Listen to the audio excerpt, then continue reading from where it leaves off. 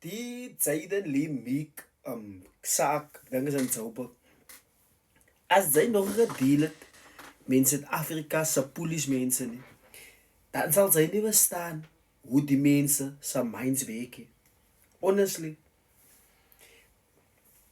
as to me dinge wat interesting is aan almal die interviews. Die een interview sê hulle, die security altyd is op drugs. Die ander interview, ek dink is die suster of een van die familie, sê die dag toe hulle die body kry, wat hulle terugkom van die hospitaal af, die polisie het eens die section afgebaken nie. So which means, hulle het hy tyd daar gesit om te sê, dis 'n scene, 'n investigation scene nie. Hulle het fokus soos hy gedoen nie. Almal loop net verby haar wat hulle die body gekry het. Daar's iets wat ek nooit sal kan verstaan nie.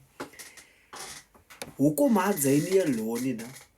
As jy meer as 'n sekere amount van mense in jou building het, dan moet jy security cameras hê en jy moet vir elke 10 tot 20 mense moet jy een security hê.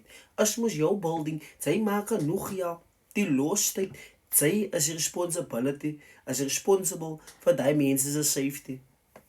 Maar toe ek missing word, toe wil die security nie en sy ouene aan die building se nommer gee nie. Ek sê vir julle weer, as julle gaat face to face is met Suid-Afrika se polismense, sy gaat voel asof sy hy mense wil klap. Cause ek promise jy as jy lekker feeling, maar op die einde van die dag, justice wat sy doen, nie fucking slaap buite nie.